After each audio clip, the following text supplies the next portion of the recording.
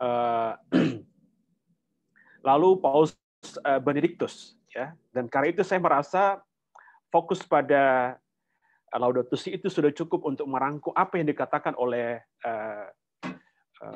gereja Katolik tentang lingkungan hidup. Ya, saya izin share ya materi yang sudah saya siapkan.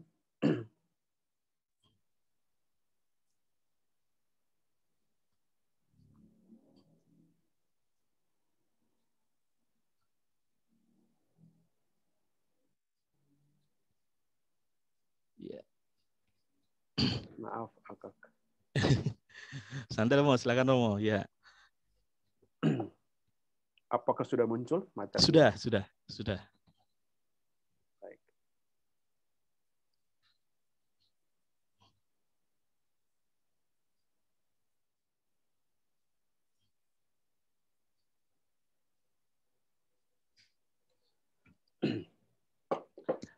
Jadi materi yang saya bawakan adalah ajaran gereja Katolik tentang ekologi.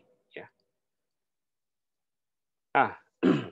Saya mengawali dengan sistem matematika bahasan, yaitu tujuan percakapan kita menurut saya adalah memahami ajaran kita, ajaran gereja Katolik tentang ekologi, ya.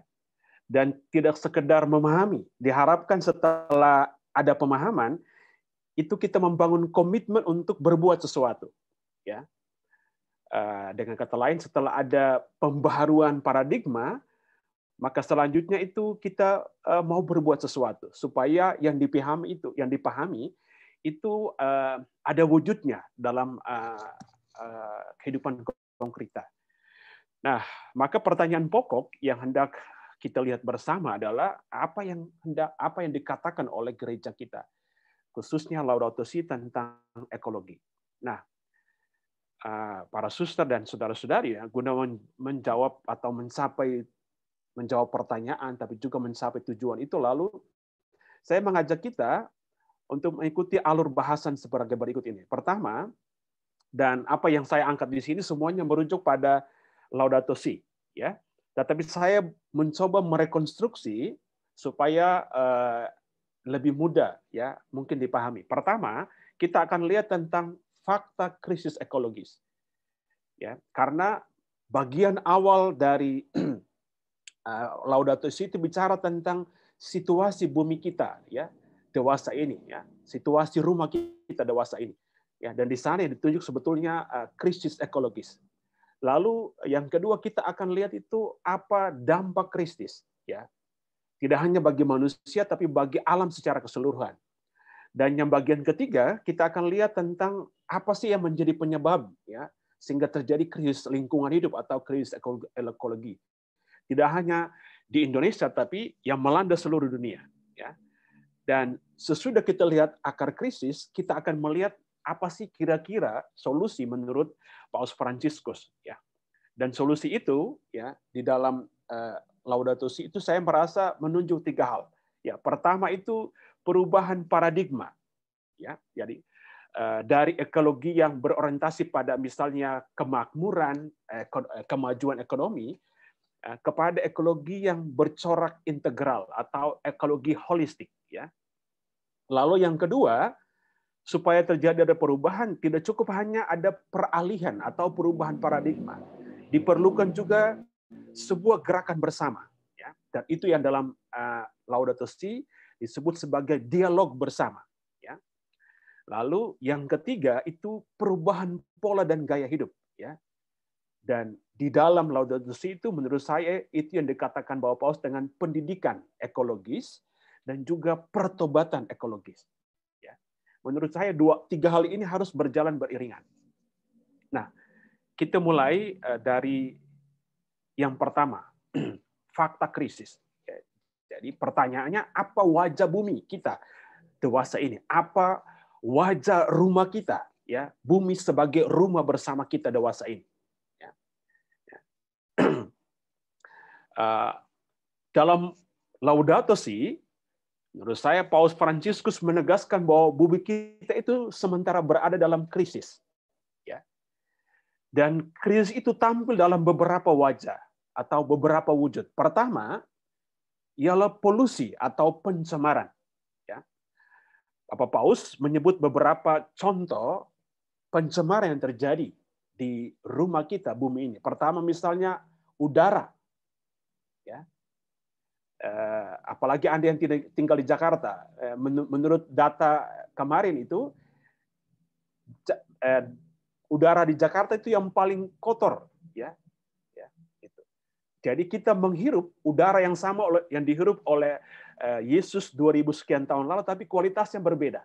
Ya. Karena udara kita itu sudah dicemari dengan berbagai macam bahan kimia. Lalu air, ya, apalagi yang di kota besar, ya, air yang bersih itu sudah sulit untuk ditemukan, ya, karena sudah tercemar dengan berbagai macam bahan kimia, ya, baik yang datang dari limbah industri pun yang datang dari rumah tangga, dan juga tanah, ya, tanah juga tercemar, ya, karena itu kualitasnya semakin hari itu teristimewa yang sudah tercampur dengan limbah industri kimia, kualitas kesuburannya semakin hari semakin berkurang. Ya. Dan itu karena misalnya asap industri, ya, penggunaan pupuk, ya, pestisida dan lain sebagainya. Anda mungkin pernah melihat sebagai satu contoh salah satu desa di Jawa, saya lupa persis Jawa Tengah, tapi dulu ada video. Itu desa itu karena dia sebetulnya desa itu penghasil tahu dan tempe, tetapi karena mereka memakai sampah sebagai alat untuk memasak itu, mengolah itu, sehingga kualitas udara di desa itu semakin hari semakin buruk. Sebuah penelitian sudah dilakukan dan bahkan telur ayam pun mengandung tercemar oleh racun yang dikeluarkan oleh bahan kimia dari sampah itu. Lalu yang berikut, polusi lain krisis lain juga itu tampak dalam limbah. Limbah baik dari buangan industri yang berisi zat-zat kimia pun yang berasal dari buangan perumahan, ya. Dan itu kebanyakan mengandung aspek atau zat kimia yang tidak bisa diuraikan secara biologis. Ya. Dan masalah ini menjadi bertumpuk menurut Bapak Paus karena kebiasaan kita membuang, ya, budaya membuang. Ya. Jadi apa yang kita tidak perlukan itu dibuang, padahal sebetulnya bisa diolah kembali sehingga menjadi sesuatu yang bermanfaat juga bagi kita. Ya. Kemudian yang lain adalah perubahan iklim. Ya. Nah, beberapa dekade terakhir, pemanasan itu disertai dengan kenaikan permukaan air laut secara konstan. Ya. Dan itu bisa terjadi karena misalnya faktor alamiah, ya, letusan gunung berapi, ya, tsunami mungkin lain. Tapi yang terutama ialah faktor manusiawi, ya, gas rumah kaca. Ya, ini menjadi salah satu penyumbang terbesar terjadi namanya perubahan iklim atau global warming. Ya. Semakin hari itu es mencair, ya, sehingga misalnya itu menjadi ancaman tidak hanya bagi beruang yang tampak dalam gambar itu, tapi juga bagi kita manusia, teristimewa mereka yang hidup di pesisir pantai, ya, karena perubahan global warming itu diikuti dengan kenaikan permukaan air laut, dan itu mengancam, ya, negara-negara atau kota-kota yang tinggal di pesisir pantai. Ya, salah satunya kampung saya itu juga terancam. Ya, gitu. Nah, lalu dampaknya adalah apa? Dampak dari global warming adalah ya hilangnya ketersediaan air minum, energi dan keanekaragaman hayati. Dan ini masalah global, ya, yang hampir dihadapi oleh seluruh dunia.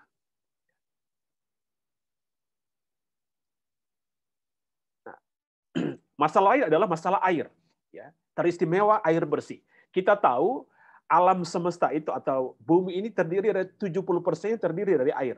Ya, kita manusia sebagai mikrokosmos juga tubuh kita itu 70% terdiri dari air.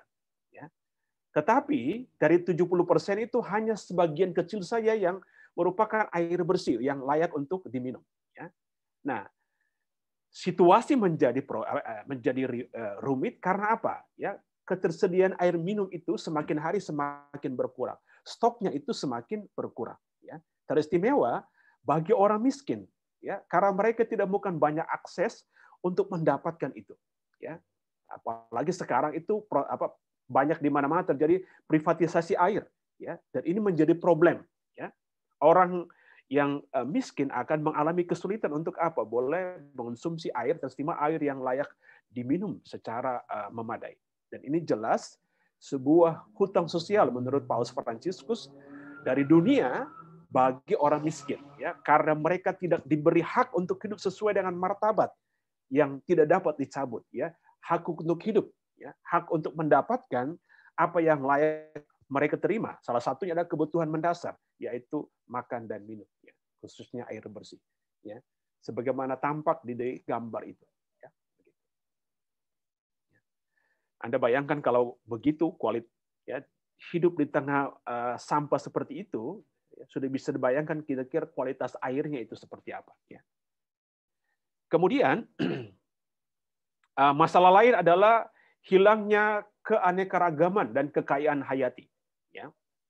Konsep ekonomi itu mendorong eksploitasi hutan. Karena apa? Yang dikejar dalam ekonomi teristimewa, ekonomi kapitalisme adalah kemajuan, ya, keuntungan, profit. Ya.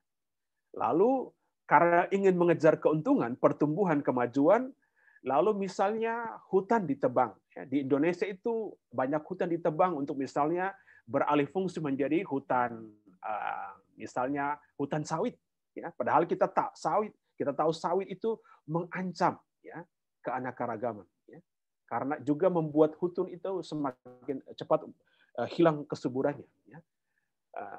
Dan ketika hutan rusak, ya, yang terjadi adalah apa? Ya, akan musnah juga spesies makhluk hidup yang lain. Ya. Dan dengan kata lain, rusaknya hutan itu mengancam, ya, musnahnya keanekaragaman spesies, ya. Dan kalau itu terjadi, ya, mengancam tidak hanya makhluk kita manusia, kelangsungan hidup kita, tapi juga mengancam kelangsungan hidup di masa depan. Ya. Nah, apa yang terjadi di laut, di darat itu juga terjadi di laut. Ya. Ya. Teristimewa sampah plastik. Ada salah satu penelitian memperlihatkan bahwa kalau sampah plastik itu produksinya meningkat setiap tahun, maka diperkirakan pada tahun 2045 itu jumlah sampah itu lebih banyak daripada jumlah ikan di laut. Dan Anda tahu Indonesia itu penyumbang sampah kedua terbesar di dunia setelah Cina. Ya, gitu. Adanya banyak sampah plastik itu mengancam kehidupan terumbu karang. Ya. Padahal kita tahu terumbu karang itu memproduksi plankton yang merupakan makanan bagi ikan. Kalau terumbu karang rusak, maka hilang sumber makanan untuk ikan. Dan kalau itu yang terjadi, maka ya akan mengancam keragaman hidup di laut. Ya.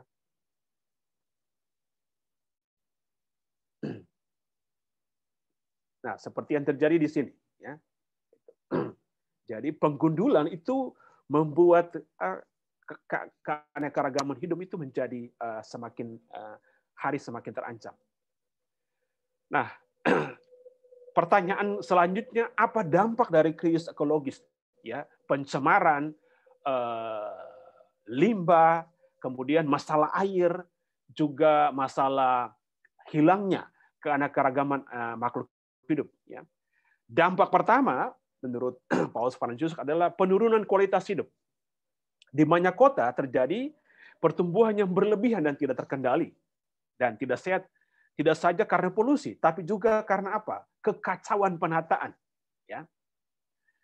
Tata kota itu tidak berjalan dengan baik, sehingga itu bukan menciptakan keteraturan, tapi menciptakan kekacauan. Area yang seharusnya menjadi area hijau, ya, itu malah dihilangkan. Dan itu justru ya menimbulkan kepadatan yang mengancam kelangsungan hidup, juga kebisingan, ya.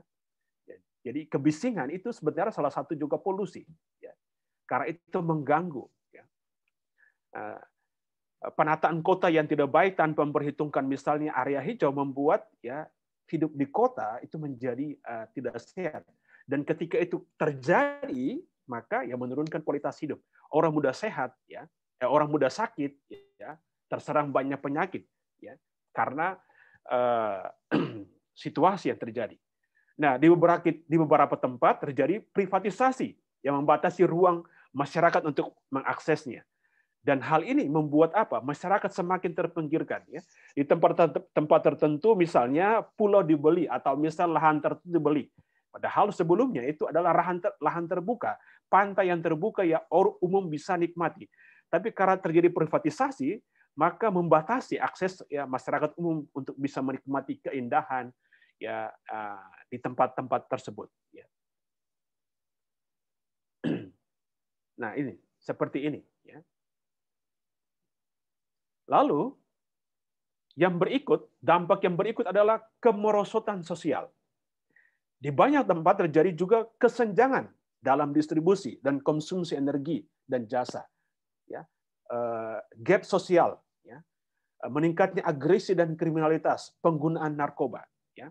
Hal ini adalah tanda jelas merosotnya kehidupan sosial. Ya. Kemiskinan mendorong orang untuk berbuat kriminal. Ya. Dan itu membuat apa? Ya, relasi sosial menjadi terputus. Ya. Ekonomi yang berat sebelah membuat apa? Jarak antara orang miskin dan orang kaya itu semakin menjarak. Ya. Dan itu juga membuat pembauran ya itu menjadi tidak berjalan baik. Ya. Jalinan sosial juga menjadi berjarak seperti yang ditampilkan di foto itu. Ya. Sebagian menikmati kesenangan, ya, sementara yang lain ya menderita. Ya. Jadi ada sikap apatis terhadap situasi orang lain. Dan itu adalah salah satu kemerosotan sosial. Lalu yang dampak lain adalah apa? Ketimpangan global. Nah, dampak terburuk dari semua serangan terhadap lingkungan diderita oleh kaum miskin. Misalnya, menipisnya cadangan ikan akan merugikan nelayan kecil. Polusi air akan membebani orang miskin karena mereka tidak memiliki sumber daya ya finansial yang kuat untuk misalnya memberi air kemasan. Dan ketimpangan itu tidak hanya terjadi pada relasi antar manusia dengan manusia, tapi misalnya terjadi juga pada relasi antar negara. Ya.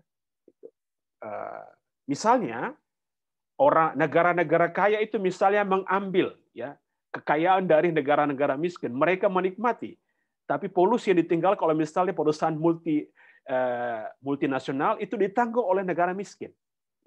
Gitu. Atau misalnya sampah yang dipakai oleh negara kaya itu diekspor ke negara miskin. Ya.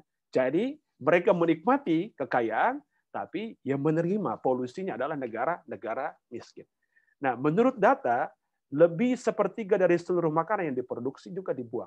Jadi negara-negara menikmati ya kelimpahan, kemewahan, dan bahkan itu tidak bisa dihabiskan dan dibuang, sementara di tempat lain negara-negara miskin ya, mengalami kesulitan untuk menikmati kehidupan yang layak. Dan ini adalah sebuah ketimpangan global. Dan ketimpangan itu terjadi karena apa? Ya karena krisis ekologi itu. Nah, seperti ini ya. Sebagian gambar ini memperlihatkan jelas ya. Hanya sedikit ya orang kaya yang hidup dengan misalnya lingkungannya hijau yang bagus, sementara kelompok besar lain itu hidup berdempitan. Ya. Ini memperlihatkan ketimpangan global. Ya, begitu. Nah, sekarang setelah kita melihat krisis dan dampaknya, pertanyaan hal ketiga yang kita lihat adalah apa akar? Ya, kenapa terjadi krisis itu? Ya, dengan dampak yang semua Anda dan saya dan seluruh dunia alami. Nah, lazimnya dikenal ada dua krisis penyebab atau akar krisis ekologis. Pertama, itu penyebab alami atau natural. Misalnya karena gunung gempa bumi atau letusan gunung berapi, tsunami. Ya. Pada tahun 1889 itu Gunung Tambora itu meletus. Ya. Dan dia melepaskan debu yang bisa terbang sekian kilometer naik ke atas ke langit. Setahun kemudian baru ya dampaknya itu terasa di negara-negara Eropa ya yang menyebabkan kekeringan ya dan lain sebagainya ya. Jadi krisis itu terjadi karena ya faktor alamiah letusan gunung berapi. Tetapi penyebab kedua dan dipandang lebih bertanggung jawab terhadap krisis ekologi adalah penyebab manusiawi. Ya. Nah, penyebab manusia itu bersumber pada dua paradigma ya menurut Paus Fransiskus, yaitu paradigma teknokratis dan paradigma antroposentrisme. Ya, dua ini sebetulnya berbeda tapi saling berkaitan. Ya, teknokratis itu bersumber pada antroposentrisme. Ya, kita lihat yang pertama, ya paradigma teknokratis. Nah, ini terkait dengan teknologi. Di satu sisi harus diakui bahwa teknologi itu membantu mengatasi hal-hal yang banyak hal yang buruk. Ya, misalnya di bidang kedokteran, ya kita bersyukur bahwa berkat perkembangan kedokteran banyak penyakit itu bisa ditangani. Salah satunya pandemik COVID-19 yang sementara kita hadapi. Ya, andai tidak ada perkembangan memadai dalam bidang kedokteran, mungkin ya jumlah kematian itu lebih banyak dari yang terjadi sekarang. Juga di bidang teknik dan komunikasi, ya begitu. Sekarang ya salah satu buah dari perkembangan teknologi adalah apa? Ya apa yang kita lakukan sekarang. Ya.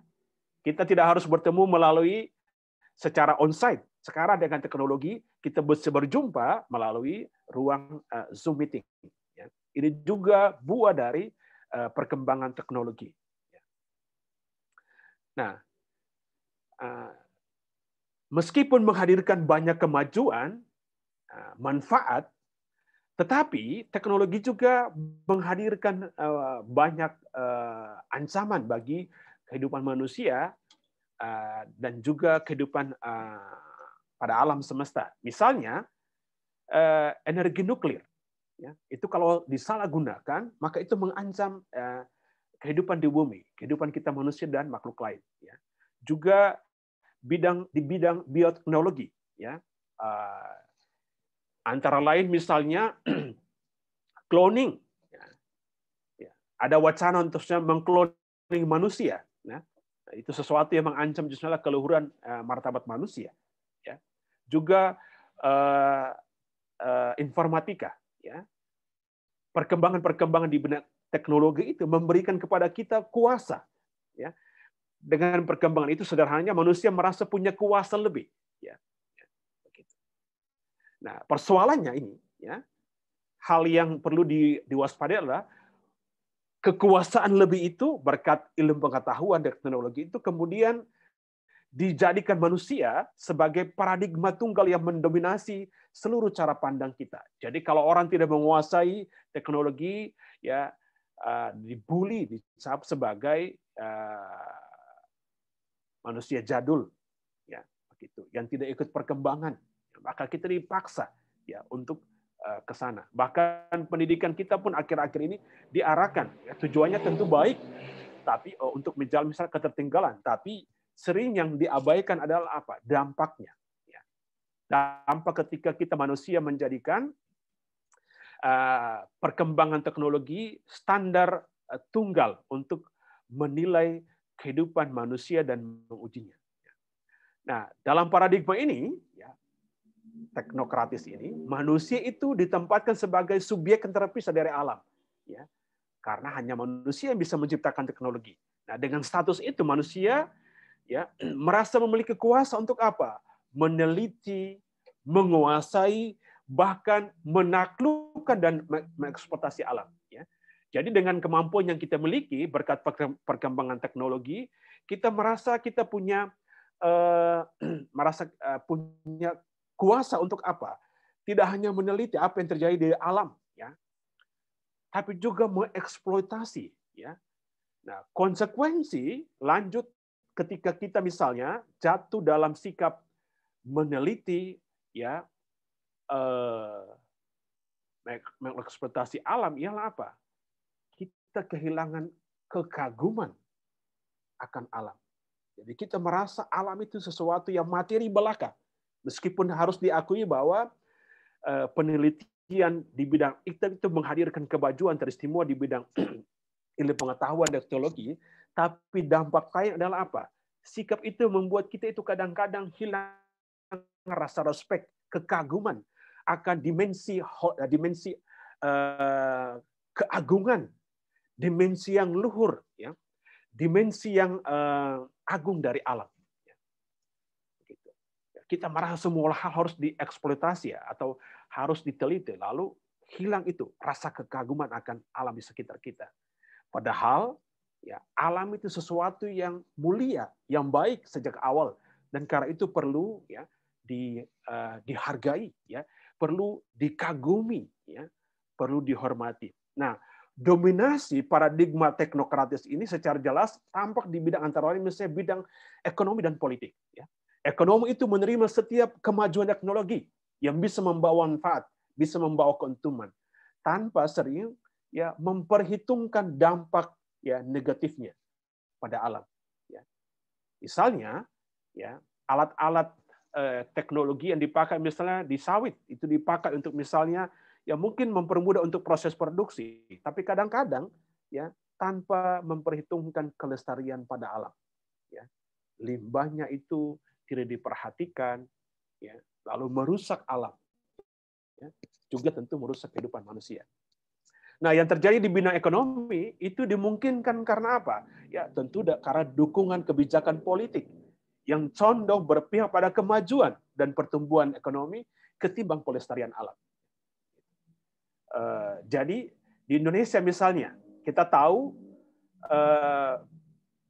banyak terjadi HPH karena apa ya? Ada izin dari pemerintah.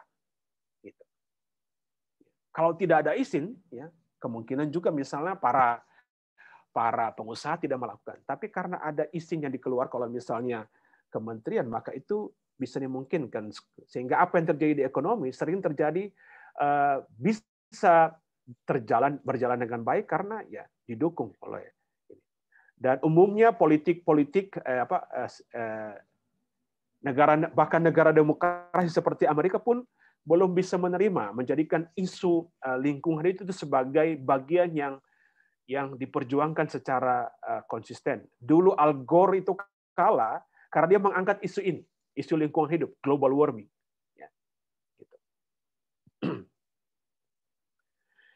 Nah, lalu yang kedua adalah paham antroposentrisme sesat atau antroposentrisme negatif atau yang kurang memadai. Nah, antroposentrisme itu apa? Antroposentrisme adalah paham yang menempatkan manusia sebagai pusat dalam alam semesta. Ya. Atau kalau sistem hierarki, maka manusia itu di puncak. Ya. Sementara yang lain, hewan, tumbuhan, dan lain-lain, batu itu ada di posisi yang di bawah. Ya. Nah, dalam cara pandang ya atau paradigma antroposentrisme, ya manusia itu yang khususnya paradigma antroposentrisme yang sempit, manusia itu tidak memposisikan dirinya sebagai pengelola ya yang bertanggung jawab terhadap sesama dan alam sebagaimana yang menjadi visi Kristiani. Ya. Tetapi ya memposisikan diri sebagai yang di luar alam. Ya, bahkan Paulus menulis, ya mengutip pernyataan dari uskup-uskup, saya lupa persis dari Asia kalau nggak salah, ya manusia menempatkan diri sebagai yang menggantikan posisi alam, ya, dan dengan demikian ya menimbulkan pemberontakan terhadap alam. Nah, situasi ini mengantar kita manusia pada sikap mengagungkan manusia dan teknologi hasil ciptaan kita dan mengabaikan nilai intrinsik ya pada makhluk lain. Ya. Kita lupa bahwa apa? Anjing, hewan lain, tumbuh-tumbuhan lain juga punya nilai pada dirinya yang harus dihormati, yang harus dihargai, dan yang harus dilestarikan. Ya. Manusia lupa bahwa kita itu keberadaan kita, hidup kita itu tergantung erat dengan apa? Dengan keberadaan dan kelangsungan hidup alam dan sesama yang lain. Dan ini sering dilupakan oleh kita.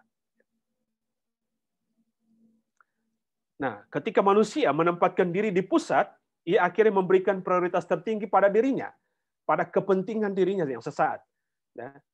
Dan semua menjadi relatif. Ya, gitu. Nah, sikap ini menurut Papa Paus mendorong manusia untuk apa? Tidak hanya mengeksploitasi alam, tapi juga bahkan mengeksploitasi sesamanya. Ya, memperlakukan sesama sebagai objek semata. Dan ini oleh Papa Paus disebut sebagai relativisme praktis. Ya, gambar itu adalah salah satu contoh. Ya, eksploitasi manusia ya terhadap sesama. Dan yang sering menjadi korban adalah wanita dan anak-anak. Ya, eksploitasi. Ya. Nah, ini sebuah relativisme praktis.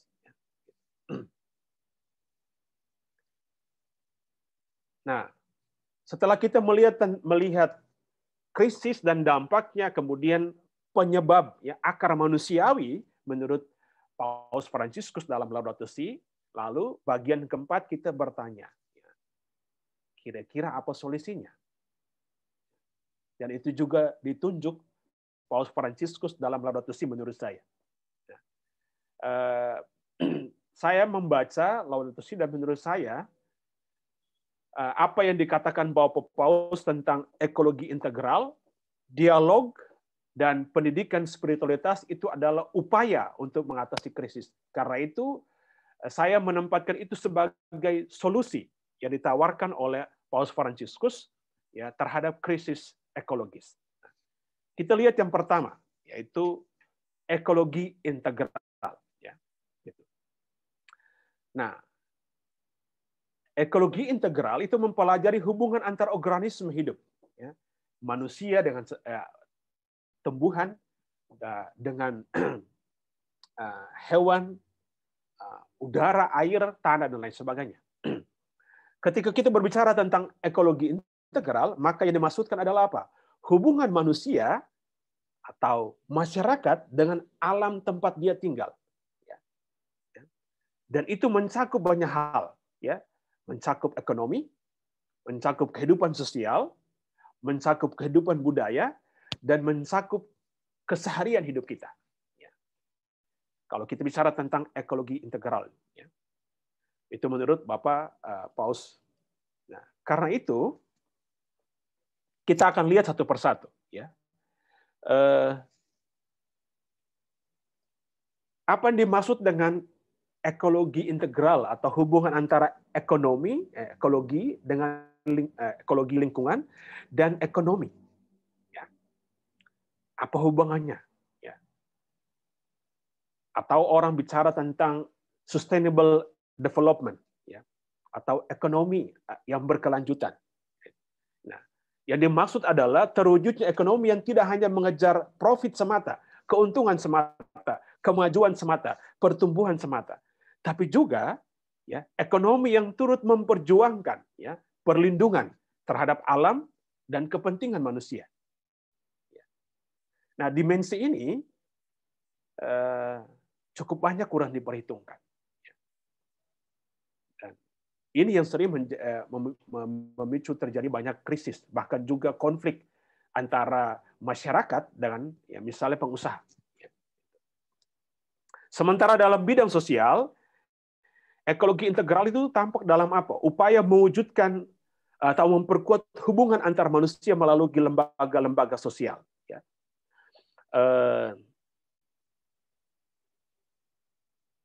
Lembaga-lembaga sosial misalnya supaya hubungan antara elemen-elemen dalam masyarakat itu bisa semakin diperteguh. Misalnya, kalaupun misalnya pengusaha membuka usaha di daerah tertentu, sedapat mungkin ya ekologi integral memperhitungkan misalnya relasi yang baik antara misalnya usaha itu dengan misalnya masyarakat lokal yang tinggal di sekitar. Ya. Sedapat mungkin tercipta hubungan yang baik, ya, karena misalnya perusahaan itu memperhitungkan misalnya kesejahteraan masyarakat sekitar, memberikan ganti rugi yang layak, misalnya mempekerjakan misalnya masyarakat sekitar, masyarakat lokal di tempat itu. Ya. Juga misalnya hubungan sosial yang lain di dalam masyarakat. Ya. Serabat mungkin misalnya gap antara orang miskin dan orang kaya itu misalnya semakin didekatkan, ya. Sehingga tidak menimbulkan misalnya kecemburuan sosial, ya, yang bisa menimbulkan, yang pada akhirnya menimbulkan konflik di tengah kehidupan bersama. Lalu di bidang budaya, ekologi itu terwujud dalam apa? Penghargaan, ya, dan pelestarian atas budaya dan kearifan lokal. Ya. Visi konsumerisme manusia modern itu cenderung pada penyeragaman dan mengurangi keanekaragaman budaya. Ya. Sekian waktu itu budaya-budaya lokal yang selama ini berperan di dalam, ya, pelestarian alam itu disingkirkan, ya, gitu. Diganti dengan budaya konsumeristik atau budaya global yang mengejar keuntungan, yang mengajak orang untuk merasa bahwa hidup yang berguna itu ketika orang bisa mengonsumsi banyak. Ya. Padahal disitulah penyebab misalnya terjadi banyak krisis, ya, di dalam kehidupan manusia. Ya. Kearifan lokal, ya, justru mengajak kita untuk apa? Menilai manusia itu bukan dari konsumsi yang dia punya, ya, bukan juga dari apa yang dia miliki, tapi apa? Dalam kualitas hidup dia, ya, bagaimana dia membangun hidup yang harmonis dengan sesama dan dengan alam di sekitarnya. Sementara dalam keseharian hidup, ekologi integral itu tampil dalam usaha menjaga kebersihan, kerapihan, keteraturan hidup dan lingkungan sekitar kita. Ya, karena apa? Lingkungan yang bersih, lingkungan yang teratur, ya, itu adalah ruang yang baik, ya, untuk apa? Untuk hidup yang baik, tapi juga itu mengekspresikan siapa kita. Ya. Kalau kita terbiasa hidup rapi,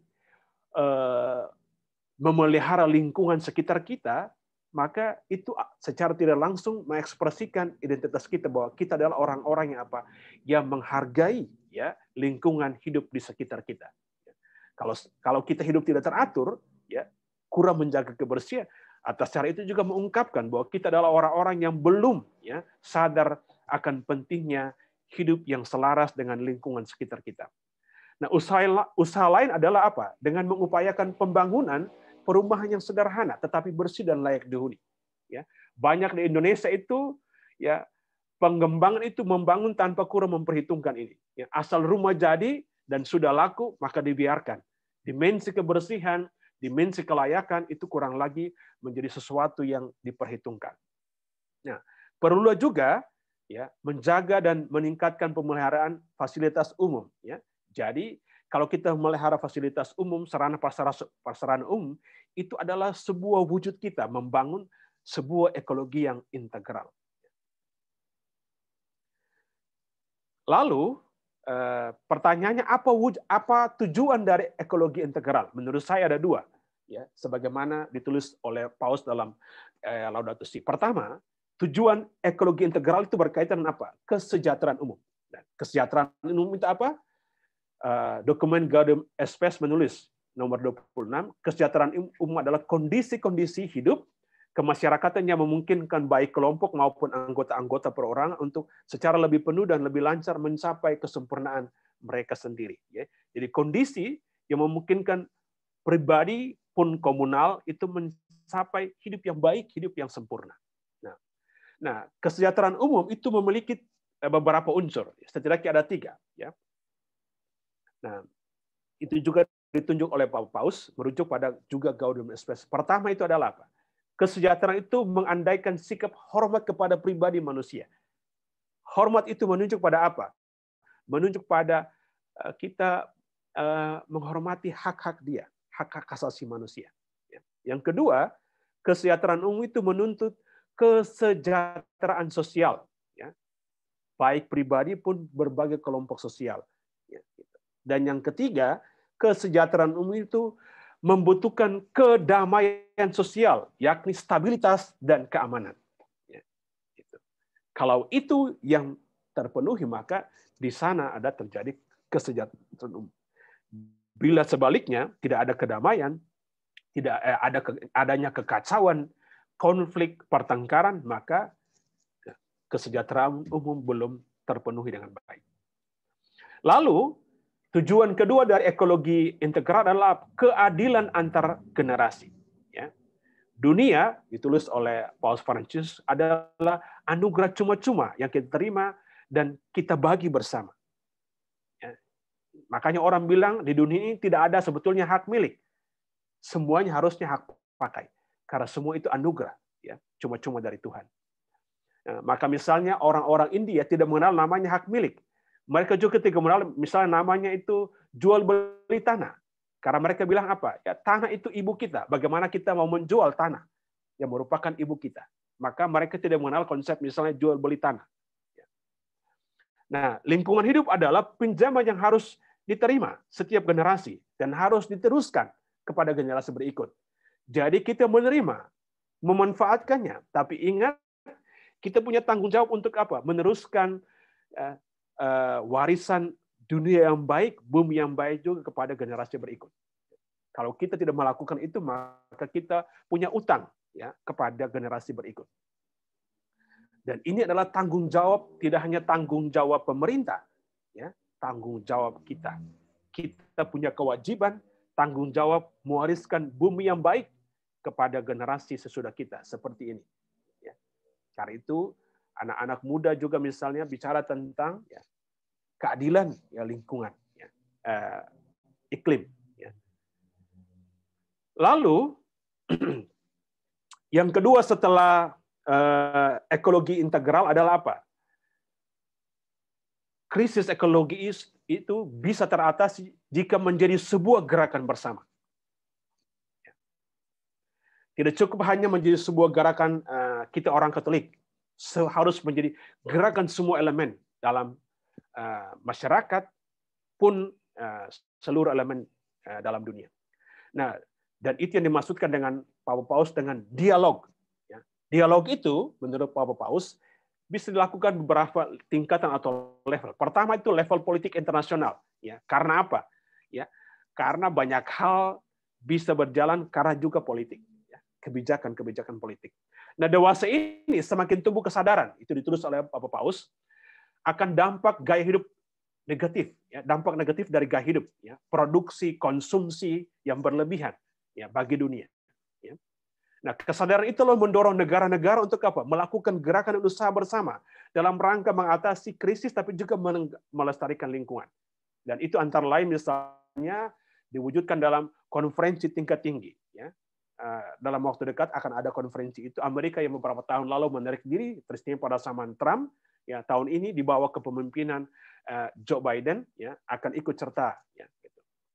Dan Paus menunjuk antara lain misalnya yang terjadi, KTT yang terjadi Rio de Janeiro, ya, yang berbicara tentang manusia sebagai pusat segala sesuatu, perhatian untuk apa? Pengembangan yang berkelanjutan, ya, sustainable development, ya, sustainable economy, ya, itu, dan lain-lain.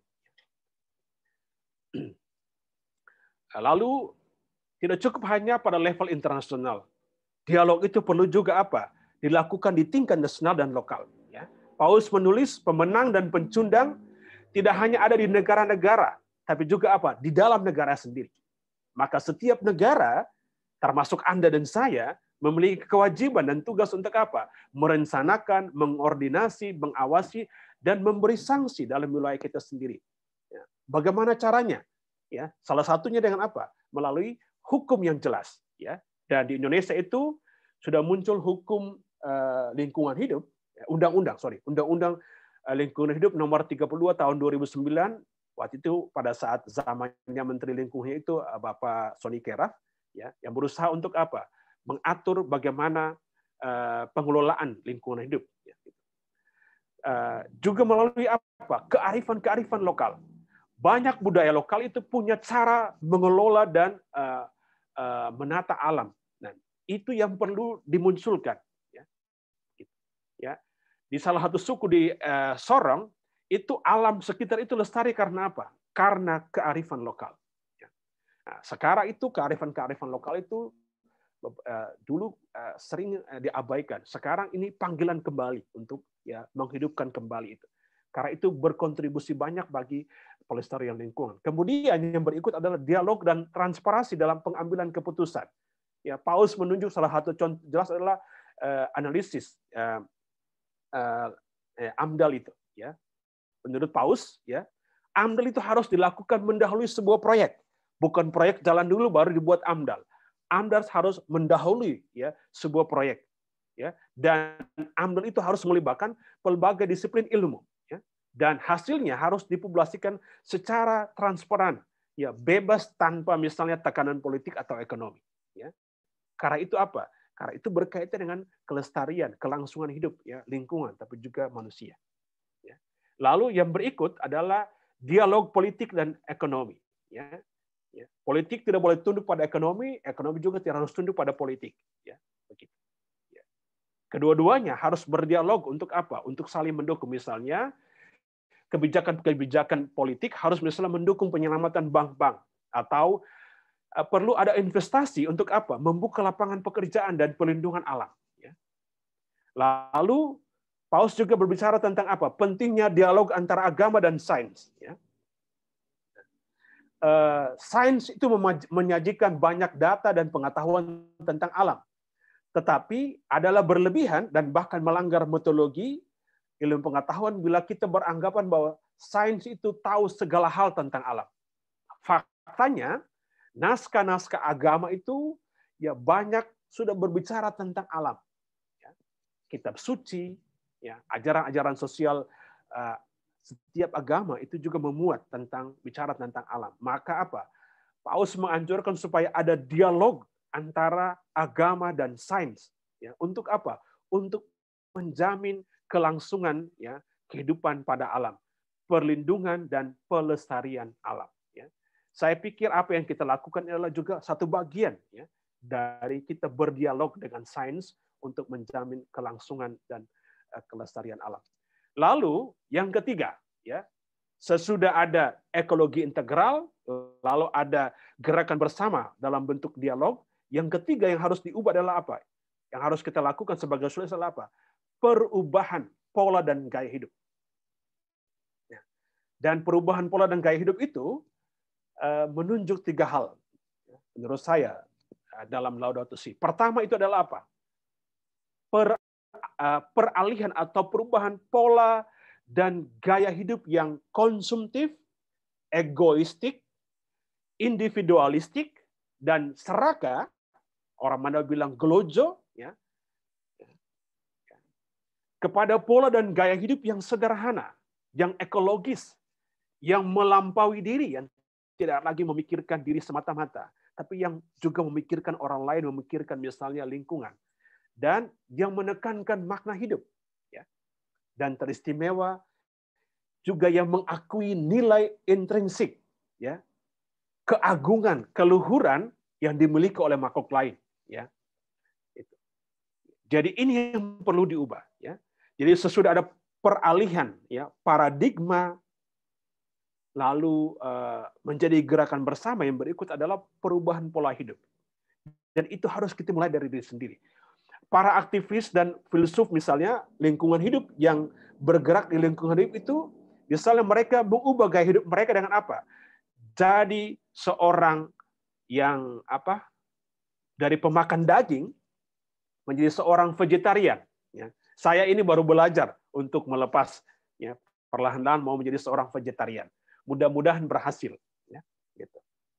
Atau beralih misalnya antara lain seperti pada gambar ini, ya. Salah satu wujudnya adalah apa? Ya, menjadikan rumah kita itu rumah yang misalnya ekologis, ya, memanfaatkan misalnya energi dan yang ada di sekitar sehingga mengurangi misalnya penggunaan listrik, batu bara dan lain sebagainya. Ya. Rumah itu indah, ya, tentu mungkin mahal juga ya, walaupun ekologis. Ya. Lalu yang berikut adalah apa? Ya, supaya kita punya perubahan gaya hidup yang baik, kita perlu apa? Pendidikan ekologis. Ya. Tujuan pendidikan ekologis adalah apa? Menciptakan tidak hanya seorang menjadikan kita warga masyarakat atau warga negara, tapi juga menciptakan kita warga ekologis. Itu ditulis oleh Papa Paus. Ya, tujuan pendidikan adalah menciptakan kewargaan ekologis. Ya. Apa ini maksud dengan kewargaan ekologis? Ya, kewargaan ekologis adalah menumbuhkan perilaku yang ekologis. Ya. Misalnya, perlindungan, penghormatan terhadap sesama dan alam. Ya. Dan pendidikan itu bisa dimulai atau dilakukan dalam berbagai konteks kehidupan, di dalam keluarga, sekolah, melalui media sosial, media komunikasi, melalui katekese dan lain sebagainya. Ya, apa yang kita lakukan ini menurut saya adalah salah satu juga pendidikan ekologis, ya, supaya menjadikan kita orang-orang yang sadar lingkungan dan dengan itu menjadi seorang warga ekologis. Ya. Ini seperti anak-anak ini, ya, diharapkan kalau sudah dekat, sudah sejak dini, ya, dididik dekat dengan alam, maka mereka menjadi tidak hanya warga negara yang baik, tapi juga warga ekologis. Lalu yang ketiga, itu adalah apa? Pertobatan ekologis. Itu yang ditulis juga oleh Bapak Paus. Nah, Bapak Paus menulis begini, kekayaan spiritualitas Kristiani itu menyumbang banyak bagi usaha kita membarui kemanusiaan. Namun harus diakui bahwa apa? Beberapa orang Kristiani yang berkomitmen dan banyak berdoa itu cenderung meremehkan ungkapan kepedulian terhadap lingkungan. Ya, itu. Jadi banyak berdoa, ya, banyak meditasi, tapi respek kepedulian terhadap alam itu tidak terlalu. Ya, karena orang merasa ya urusan masuk surga itu hanya berurusan dengan sesama. Ya. Padahal ya itu juga penting, kepedulian terhadap lingkungan hidup, keselamatan binatang, alam sekitar itu sesuatu yang juga perlu ya untuk mencapai surga itu. Maka Paulus mengatakan dibutuhkan pertobatan ekologis. Ya. Dan pertobatan ekologis itu menyiratkan 3 sikap. Pertama, sikap syukur. Ya. Lalu yang berikut apa? Belas kasih, compassion. Ya. Compassion terhadap sesama, compassion juga terhadap alam sekitar kita. Dan yang berikut adalah apa? Persembahan diri kepada Allah yang terus-menerus. Ya, kita menjadikan diri kita sebuah persembahan, ya, kepada Allah dengan cara lain, misalnya menghormati diri kita, sesama, dan juga alam sekitar kita. Dan supaya itu ya kita perlu mendekatkan diri pada alam seperti orang dalam foto ini, atau yang dilakukan oleh Fransiskus Assisi yang doanya Gita Surya kita doakan pada awal pertemuan tadi. Paus Fransiskus cukup banyak merujuk ketika berbicara tentang spiritualitas ekologis, dia kembali merujuk pada apa yang sudah dilakukan oleh Santo Fransiskus dari Assisi. Baik, itu yang bisa saya sampaikan, sudah hampir 1 jam, dan saya menutup dengan 3 pertanyaan yang bisa kita jadikan sebagai pertanyaan diskusi atau refleksi. Pertama itu, apakah krisis ekologis yang jelas terjadi di sekitar lingkungan Anda, ya, dan apa dampaknya? Saya percaya setiap kita mengalami ada krisis ekologis di setiap lingkungan kita. Nah, apa saja itu? Lalu yang kedua, apakah penyebab krisis ekologis tersebut? Ya, menurut Anda, ya, orang-orang seperti Al Gore, ya, mantan wakil presiden Amerika, dia menyebut cukup banyak alasan yang menjadi krisis ekologis. Ya. Tadi dalam penjelasan saya menjunjung antara lain misalnya teknologi, tapi juga bisa Anda sebut alasan lain yang tentu menurut Anda. Lalu yang ketiga itu menurut Anda solusi apa, jalan keluar apa yang perlu kita buat, baik secara pribadi pun secara bersama supaya bisa menanggapi krisis yang terjadi, yang sudah dan sedang melanda bumi kita dewasa ini, rumah kita bersama dewasa ini. Demikian yang bisa saya sampaikan. Saya kembalikan kepada Mas Lilik. Terima kasih. Oke, Romo, terima kasih sekali sudah memberikan kepada kita satu lontaran yang sangat padat saya kira ya. Jadi kita diajak untuk mereview ulang tentang Laudato Si secara keseluruhan. Kalau tadi Bruder, Suster, dan rekan-rekan sekalian melihat apa yang dipaparkan Romo itu adalah paparan tentang Laudato Si dari awal sampai dengan akhir. Dan itu memberikan kepada kita satu tinjauan yang sangat mendalam. Nah sekarang kita sebelum nanti kita lanjut Romo, kita ini Bapak Ibu, ini dulu gerak badan dulu supaya kemudian kita lebih rileks gitu. Jadi silakan tangannya diangkat ke atas begitu, diangkat ke atas, tarik nafas, lepaskan. Ya, kita Supaya kita lebih rileks gitu. Saya stop share ya, Mas Leo. Siap, Romo. Iya, siap. Ya. Ya. Oke. Romo, ini saya punya pertanyaan. Tadi kan Romo mengajukan ada Ya. 4 pertanyaan tadi, Romo ya. Ini tapi di dalam chat room ini sudah sangat banyak sekali pertanyaan. Jadi saya kira apakah kita Romo menanggapi dulu pertanyaan di ruang chat atau kemudian kita segera masuk ke dalam breaking room. Saya kembalikan kepada Romo. Kira-kira seperti apa? Saya sudah baca cukup banyak pertanyaan. Mungkin saya akan tanggapi satu persatu dulu. Ya, silakan Romo. Ini ada dari Bruder Edwin, Omi, kemudian ada Pak Kianto, beliau dosen biologi di Atmajaya Jogja, kemudian ada Suster Yani, kemudian Pak Pramana, ini beliau bertanya soal cukup banyak persoalan etika. Saya kira sangat terkait dengan refleksi etis ya, etika lingkungan hidup dari Pak Pram. Beliau ini juga pengajar. Lalu Suster Vincentia juga itu. Silakan Romo. Ya. Saya satu-satu dulu dari siap Romo. Dari Romo Kianto kayaknya. Kianto Atmojo ya. Kianto. Pak Kianto. Kianto. Romo Kianto tuh. Oke. Lili. Ya. Nah, Pak Kianto. Apakah ada perbedaan pemahaman tentang limbah dan sampah? Kalau merujuk pada apa yang ditulis oleh Paus Fransiskus, perbedaan itu tidak diuraikan secara jelas di sana, tapi yang saya tangkap limbah ya punya kaitan erat dengan sampah. Di tempat lain misalnya saya membaca, kebetulan saya mendalami juga Al Gore yang saya kritik, dia menunjuk sampah, masalah sampah itu sebagai salah satu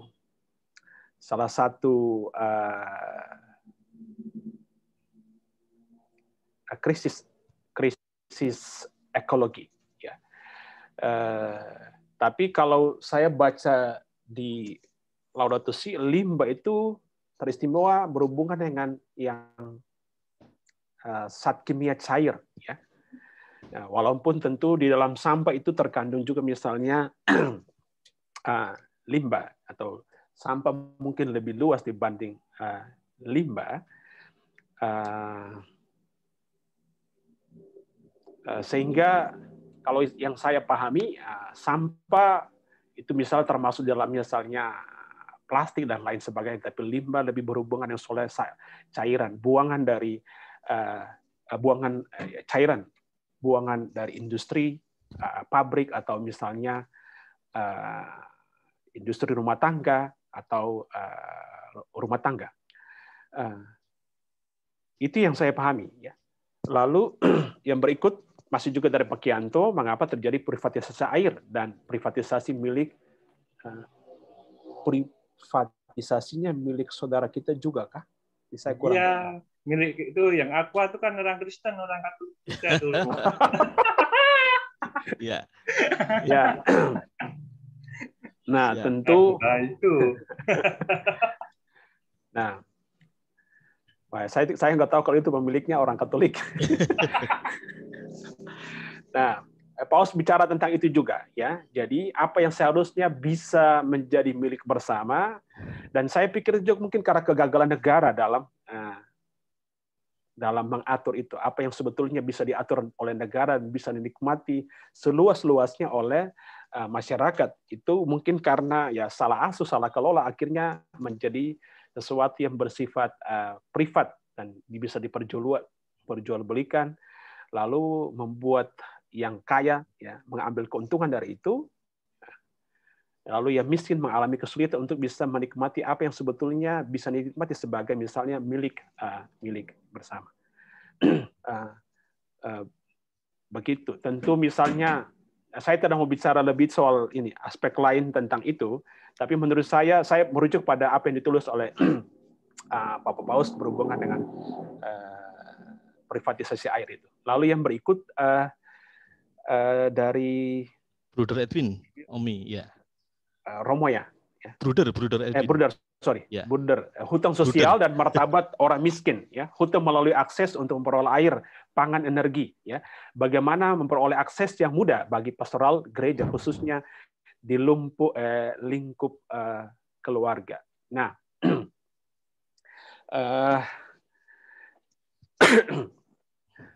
saya pikir ini menjadi tantangan bagi gereja, ya, Tristimo, keuskupan-keuskupan dan lebih khusus lagi paroki, ya, untuk misalnya menjawab persoalan seperti ini, ya,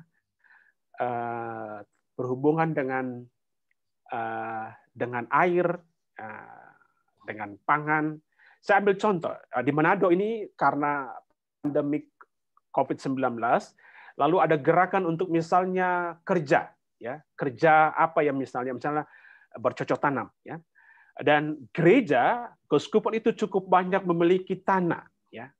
Nah, kebijakan gereja adalah apa? Keuskupan adalah apa? Ya, memberi ruang bagi masyarakat, khususnya umat, untuk apa? Untuk memanfaatkan itu, ya. Mengelola tanah itu supaya bisa menghasilkan misalnya pangan, ya, bagi mereka, tapi juga bagi masyarakat. Nah, saya pikir ini salah satu cara yang bisa dipakai, ya, untuk menjawab itu, ya. Salah satu contoh saja, ya. Masalah air memang masalah yang menurut saya agak complicated. Tapi kalau memang misalnya gereja mau menjadikan itu sebuah upaya yang dirasa penting bagi kemaslahatan, ya, banyak orang, khususnya orang miskin, maka misalnya ya kita perlu menyuarakan supaya privatisasi itu ya jangan menjadi sesuatu yang misalnya lalu mengglobal, sehingga lalu akses orang miskin untuk mendapatkan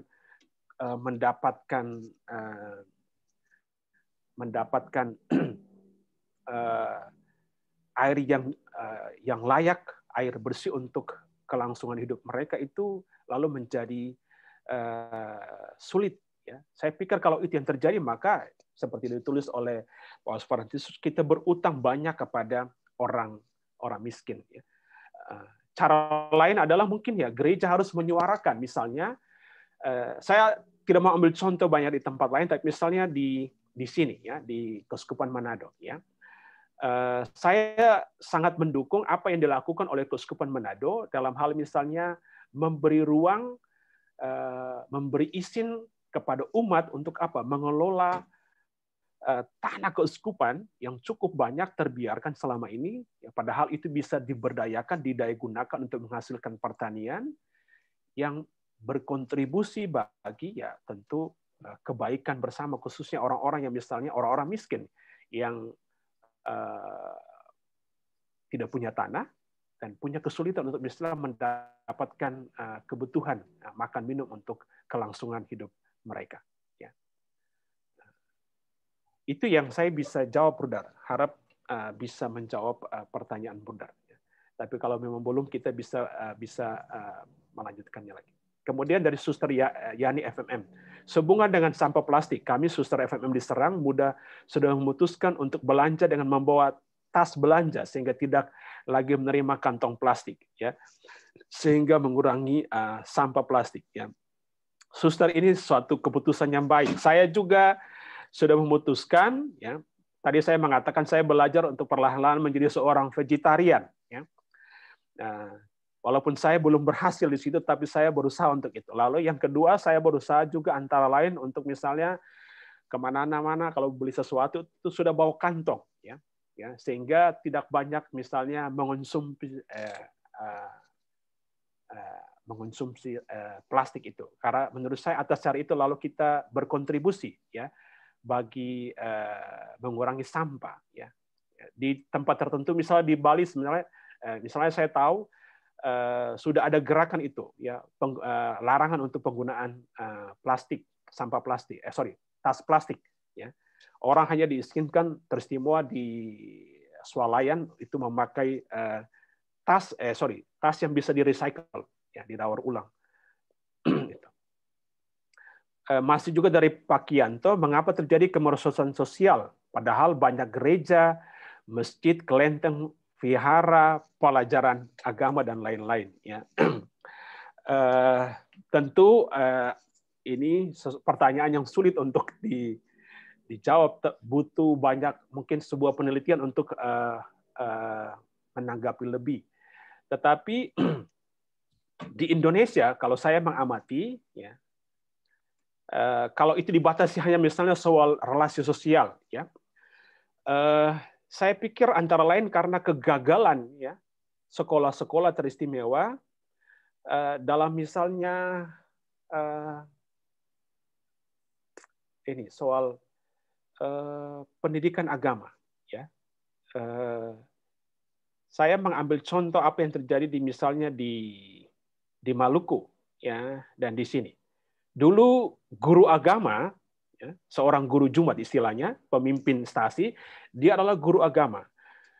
Dan walaupun dia misalnya tidak mengajar agama di sekolah, dia mengajar matematika, tapi di masyarakat dia dihargai karena apa? Posisi dan perannya juga dalam masyarakat. Misalnya dia menjadi seorang pemimpin stasi atau pemimpin jemaat. Ya. Dan di sana katekesi itu jalan. Saya harus mengakui misalnya, saya tidak tahu apa yang terjadi di Jawa. Tapi misalnya di Maluku, juga di Manado yang dirasakan adalah apa? Katekesi itu semakin berkurang. Anda bayangkan kalau katekesi tentang agama berkurang. Ya. Apalagi katekesi yang berhubungan dengan misalnya kesadaran akan pentingnya lingkungan. Ya. Itu juga berkurang. Ya. Sehingga bisa dimengerti, ya, ada kemerosotan sosial. Tapi juga misalnya kita lihat fenomena di Indonesia akhir-akhir ini itu misalnya pendidikan agama itu lebih banyak diisi dengan misalnya pendidikan yang bercorak eksklusif, ya, bicara tentang agamanya sendiri, tapi misalnya menolak untuk misalnya berhubungan dengan bicara tentang misalnya relasi yang baik dengan sesama. Sehingga yang terjadi ya adalah orang tumbuh besar dan lebih mementingkan kelompoknya ketimbang misalnya berbaur dengan sesama, ya, itu. Dan ini bahaya, ya, gitu. Beberapa waktu lalu mungkin teristimewa menjelang misalnya pemilu Pilpres, juga pemilu kada Jakarta, itu kita bisa menemukan itu, ya. Anak TK sudah diajarkan bahwa apa? Yang beda agama dengan dia itu bukan sesamanya, ya. Dia adalah musuh, ya. Yang misalnya tidak perlu ditemani menjadi sahabat. Ya. Kalau itu sudah ditanamkan sejak masa pendidikan masih kecil, sudah bisa dibayangkan bahwa ketika dia dewasa, dia akan selalu menjaga jarak, ya, dengan orang lain. Ya. Syukur-syukur bahwa misalnya ada perubahan, tapi kalau tidak, itu menjadi sebuah ancaman, ya, yang akan menggerogoti kehidupan bersama, ya, di dalam negara kita. Ya. Lalu yang berikut dari Pramana Yuda, ya, konvensi hutan alami menjadi kebun kelapa sawit telah mengancam keanekaragaman hayati. Ada beberapa gereja di Sumatera, Kalimantan yang berinvestasi di bisnis ini. Bagaimana pendapat Romo? Nah, ini persoalan. Jadi kadang-kadang itu saya bilang ironi juga. Kadang-kadang memang gereja itu sebagian, ya, bahkan saya tahu ada tarekat religius juga investasi di sana. Ya, jadi menyuarakan tentang pentingnya kelestarian alam, tapi di saat yang sama tidak bisa dipungkiri bahwa misalnya gereja butuh duit. Ya, ini. Ya. Dan ini amat patut disayangkan, ya, bahwa di saat gereja bersuara teristimewa lewat Laudato Si, ya, Paus Fransiskus menyuarakan pentingnya kita untuk melestarikan alam, tapi di sisi lain, ya, gereja juga dalam tanda kutip turut mendukung itu, ya, karena kita tahu setidaknya pengalaman di Kalimantan dan di Sumatera itu, ya, sawit itu menjanjikan keuntungan, tapi di sisi lain dia mengancam kelestarian alam, khususnya keanekaragaman. Ya. Maka barangkali yang perlu dibuat adalah ada semacam bilanglah usaha balik untuk apa? Untuk melestarikan itu. Ya. Saya ambil contoh misal, tentu itu butuh teknologi dan mungkin mahal, tapi saya pikir ke depan itu menjadi sesuatu yang perlu diperjuangkan. Ya, saya ambil contoh apa yang terjadi misalnya di Ethiopia. Ethiopia itu karena beberapa tahun lalu itu banyak hutan itu digunduli, ya, sehingga berubah menjadi misalnya padang pasir. Tapi berkat teknologi dalam kerjasama dengan Israel, ya, Ethiopia sekarang swasembada pangan. Ya, gitu. Mereka mengubah hutan, ya, atau tanah yang dulu gersang menjadi tanah yang bisa menghasilkan pertanian, ya, pertanian yang baik. Ya. Aspek ini yang perlu ini. Atau misalnya saya ambil contoh ya, yang lain. Ya. Apa yang dilakukan oleh seorang bapak di India. Ya. Selama 40 tahun dia berjalan untuk apa?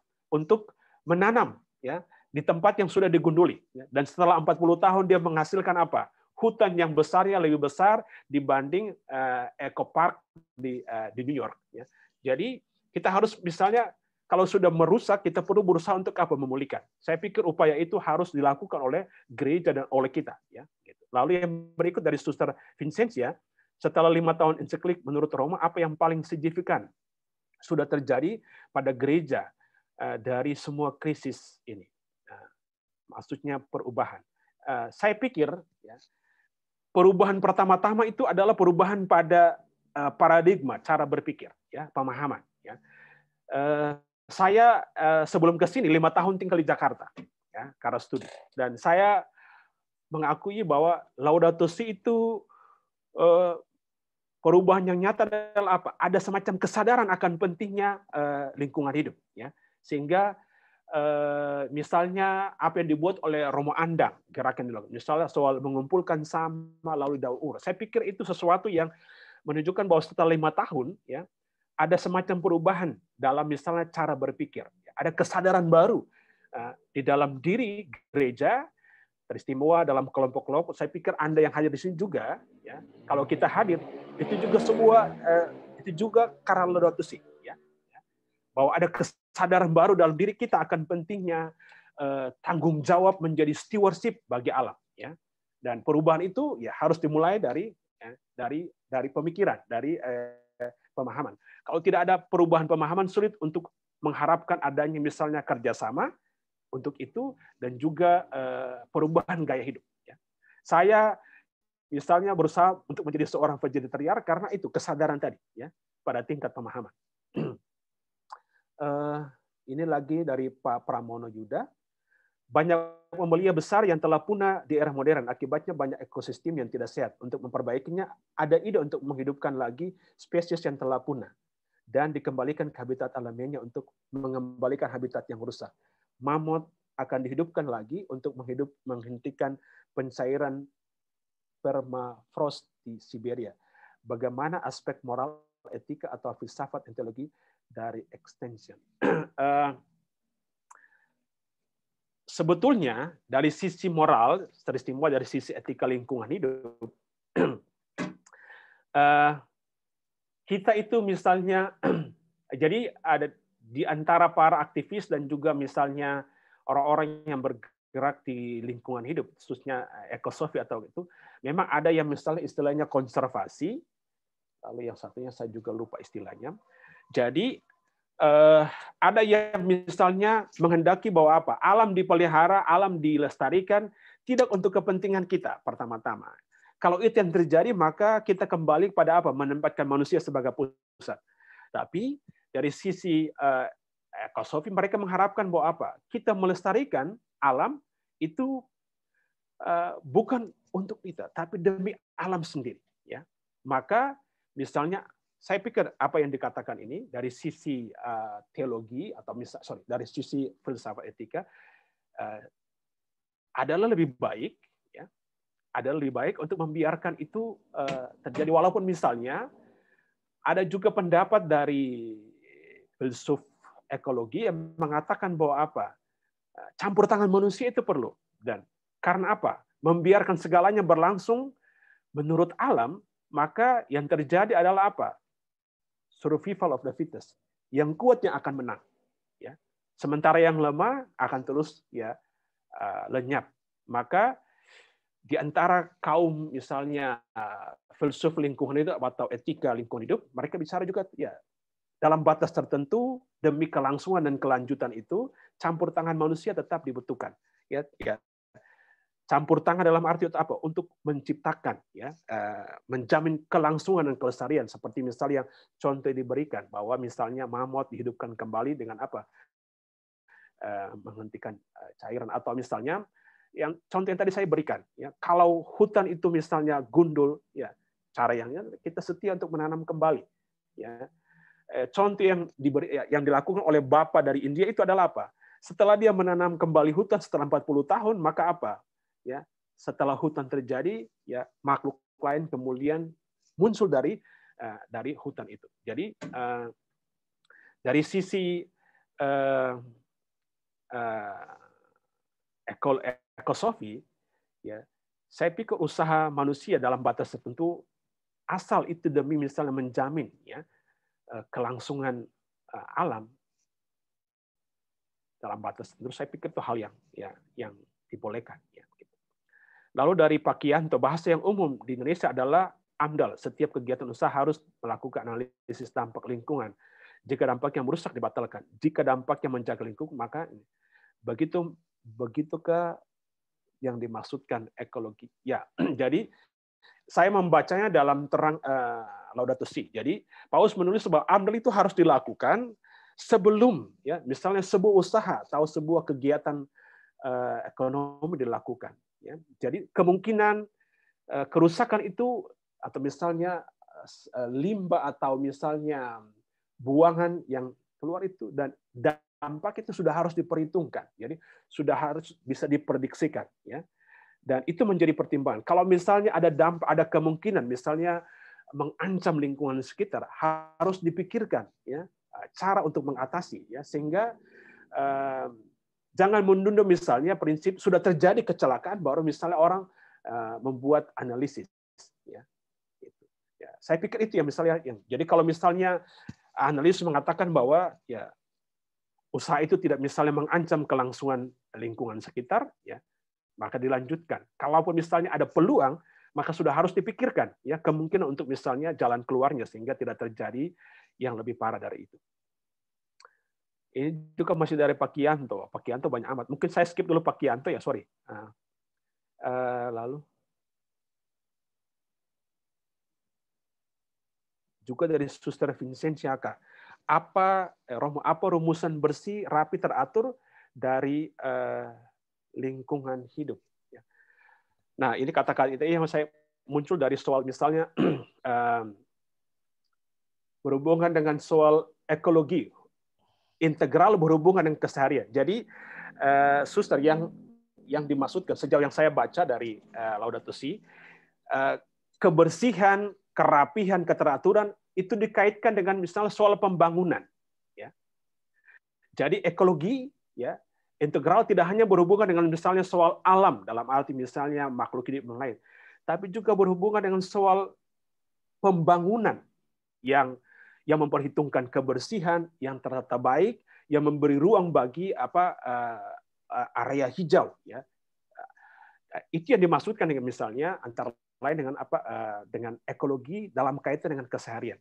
Ya, Paulus menulis ini karena dalam kenyataan pembangunan di kota-kota itu cukup sering mengabaikan dimensi ini, ya. Ruang hijau, kebersihan, misalnya jarak, itu kurang begitu diperhitungkan. Jadi rumusan bersih, rapi, teratur itu lebih berhubungan dengan soal pembangunan, ya, tata kota, ya, itu. Ya. Itu juga bagian dari lingkungan hidup yang perlu diperhatikan. Ya. Lalu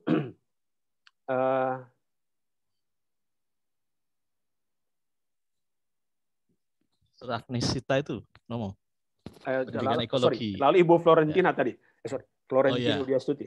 Terima kasih sudah membantu saya untuk ini tentang sampah dan limbah. Ya. Lalu dari Suster mana lagi? Agak di bawah ngomong, Suster Agnesita. Ya, Agnesita. Saya dengan pendidikan ekologi. Saya dengan pendidikan ekologi adalah contoh kurikulum untuk ekologi karena pentingnya membangun dan menumbuhkan kesadaran ekologi dari dini. Contohnya, ya, Saya mulai dari contoh kecil. Karena apa? Pengalaman saya di sini, kami punya para frater itu sudah disediakan tempat sampah ya untuk yang yang kering dan basah, atau misalnya yang organik dan non organik. Tapi itu pun sulit.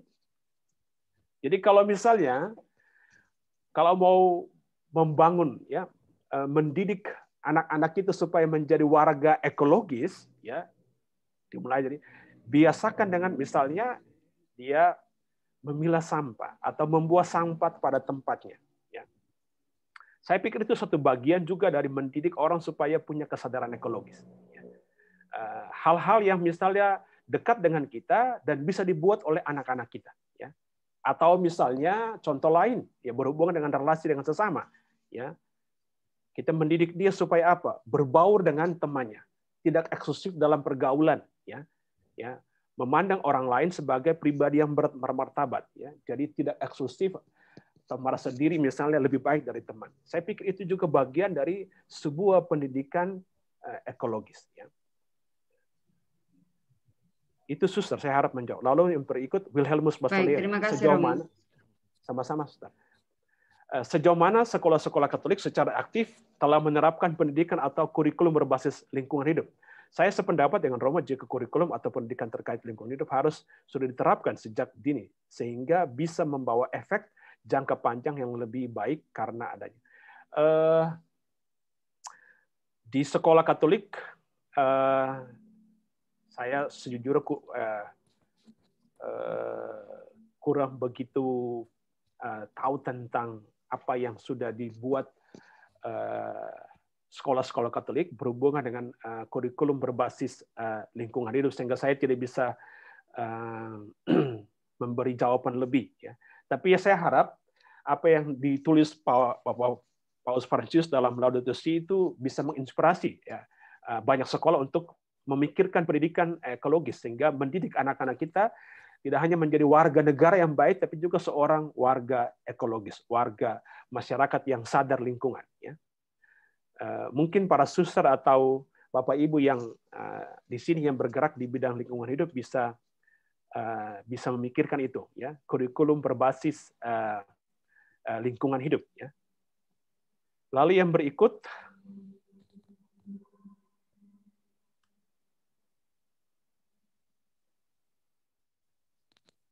katekese ekologis, Romo, dari Pak Bobi. Oh, Pak Bobi. Ya. Mungkin sekarang kebutuhan mendesak kita perlu mengembangkan katekese ekologi supaya umat lebih menyadari perubahan iklim yang terjadi saat ini sehingga semakin mencintai. Nah, ini ide yang baik menurut saya ini. Dan sekarang ini dengan misalnya zaman digital, ya kita perlu mengupayakan itu misalnya lewat katekese digital, ya supaya karena anak-anak muda kita generasi Z itu adalah generasi yang melek teknologi, ya sehingga kalau kita mau misalnya menciptakan generasi muda Katolik yang misalnya sadar lingkungan, saya pikir ini salah satu hal yang perlu kita galakan, ya, katekesi di tingkat misalnya paroki lingkungan, tapi juga secara umum supaya bisa menjangkau masyarakat luas adalah katekesi ekologi berbasis misalnya teknologi digital, ya. Saya pribadi sebenarnya sudah memikirkan itu juga, ya, lewat ini. Tetapi yang saya bisa sekarang baru buat adalah apa? Ya, menulis di Facebook supaya kadang-kadang supaya apa? Orang punya kesadaran lingkungan, ya, memiliki kekaguman atas alam, ya, menyadari misalnya keajaiban yang ada pada alam dan berusaha untuk misalnya menghargai itu. Ya. Saya pikir apa yang dikatakan oleh Pak Bobi sesuatu yang saya pikir relevan untuk dan mendesak untuk kita lakukan. Lalu yang berikut, Romo, ya. Waktu kita sudah lewat sedikit, Romo. Terus waktu kita 1,5 jam. Ini sudah lewat 2 menit. Kira-kira apakah cukup? Atau yang lain nanti ya, saya ingin menanyakan kepada Bapak Ibu, silakan apakah kita akan berapa kita tambahan waktu atau kita cukupkan karena waktu kita ternyata sangat kurang ternyata. Silakan menulis di chat room gitu kira-kira. Ya, karena masih banyak pertanyaan saya. Iya, masih banyak sekali pertanyaan dan menurut saya memang ini materinya memang sangat menarik, Romo, dan kita bisa mengeksplor luar biasa begitu. Tapi kita juga harus menghormati waktu yang dimiliki para peserta. Ya, silakan menulis di chat. Kira-kira cukup atau kita tambah sekitar 15 menit begitu? Ya. yang sudah menulis cukup. Ya, ada yang dilanjutkan 10 menit masih bisa, 5 menit. Ya. Oke, 5 menit ya, Mbak ya. Kita ya 5 menit saya rasa. Kalau 15 mungkin terlalu lama ya. Ya, betul. Saya menjawab beberapa pertanyaan. Ini dari mana nih?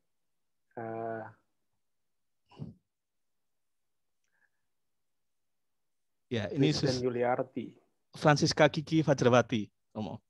Francisca. Di bawah Survensensia. Ya, tadi Mbak Christine menjelaskan tentang limbah dan sampah. Oh iya, sorry. Ya, menjelaskan itu. Sebetulnya dalam filsafat lingkungan itu sampah itu, misalnya Fritjof Capra bicara tentang sampah yang bisa didaur ulang. Misalnya kita belajar pada alam.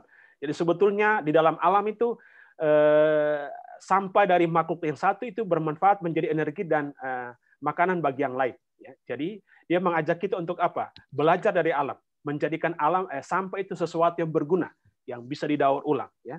Jadi itu sesuatu yang sebenarnya ini. Terima kasih untuk Ibu atau Pak Sapa tadi yang sudah memberikan penjelasan soal sampah dan limbah itu. Lalu Sumitro Sihombing, mengapa pihak gereja atau ordo tarekat yang memiliki kebun sawit seolah dipandang merusak lingkungan? Banyak kampanye negatif tentang tanaman sawit, merusak lingkungan karena memang untuk menanam sawit harus membutuhkan lahan luas, maka pohon banyak ditebang. Faktanya di daerah Sumatera, tarekat ordo keuskupan memiliki kebun sawit bukan membuka lahan baru untuk menanam sawit, tetapi membeli lahan untuk menanam sudah jadi. Jadi ini ingin menobatkan orang berdosa, maka kita harus menjumpai menyapa mereka. Dalam hal ini, kebun sawit ini, satu ordo saya tahu memiliki kebun sawit. Mereka membeli lahan yang sudah ada, lahan ini diolah dengan cara ekologis, misalnya dengan makanan pepohonan, menanam pepohonan di seliling. Kita yang lebih sadar akan pentingnya merawat lingkungan dengan membeli. Baik, saya pikir ini apa yang dikatakan oleh Bruder atau Frater atau Romo Sumitro Sihombing itu juga untuk merevisi apa yang saya katakan tadi soal ini. Jadi memang tentu juga soal kembali kepada manusia. Bagaimana kita mengelola itu secara ekologis supaya bisa mendatangkan manfaat, tapi di saat yang sama tetap menjaga kelestarian lingkungan. Ya, gitu. Jadi terima kasih untuk koreksi yang sudah diberikan. Lalu yang satu lagi, siapa lagi? Saya lupa. Mbak Kiki, Francisca Kiki Fajrawati. Ya. Jadi tentang kehilangan keanekaragaman hayati di dalam komunitas, banyak di dalam dibicarakan pemukiman. adalah ya keanekaragaman hayati hutan dan laut. Bagaimana dengan keanekaragaman hayati dalam pemukiman? Contohnya dulu ketika saya kecil ada tanaman jambe, uwi, dan lain sebagainya. Sekarang sudah tidak ada lagi. Apakah ada penelitian hal tersebut? Bagaimana dampaknya alih fungsi lahan terhadap keanekaragaman hayati dan perubahan iklim di daerah pemukiman? Apakah hilangnya keanekaragaman di pemukiman juga signifikan jika dibandingkan dengan hilangnya keanekaragaman hayati di hutan maupun di laut? Tentang ini, saya mungkin bukan merujuk pada Laudato Si, tapi apa yang ditulis oleh Al Gore dalam bukunya Earth in the Balance. Dia menulis bahwa apa? Salah satu krisis ekologi adalah hilangnya misalnya bibit. Ya. Karena misalnya kita manusia itu berhubungan juga dengan soal paten. Ya. Bibit-bibit itu misalnya dipatenkan, teristimewa oleh misalnya industri besar, dan itu diperjualbelikan sehingga misalnya yang lain itu mengalami kesulitan. Petani kecil mengalami kesulitan mendapatkan bibit yang berkualitas. Tetapi dia mengatakan karena itu sudah dibuat dengan teknologi hibrid, tetapi kelemahan dari bibit yang misalnya di hibrid adalah apa? Dia itu rentan terhadap serangan hama. Ya, jadi dia menghasilkan banyak, tapi rentan terhadap misalnya serangan hama. Karena itu dia mengatakan bibit yang misalnya liar itu lebih resisten, misalnya lebih kuat dan dia bisa bertahan. Dan karena itu ada usaha misalnya di salah satu laboratorium di beberapa tempat itu untuk apa? Untuk mengumpulkan dan menyelamatkan bibit-bibit ini. Saya tidak tahu apakah Indonesia juga ada usaha seperti itu, tapi saya pikir masyarakat tradisional itu lebih punya kepekaan terhadap itu, ya. Dengan kearifan lokal, mereka hidup dari misalnya untuk mengobati penyakit dari alam sekitar, maka selalu ada kesadaran untuk memelihara itu, ya. Memelihara itu karena mereka tahu tanaman itu misalnya berguna tidak hanya untuk makanan, tapi juga untuk kelangsungan hidup dan kesehatan dia. Saya pikir misalnya terkait misalnya alih fungsi lahan tetap berpengaruh bagi kelangsungan keanekaragaman hayati, ya.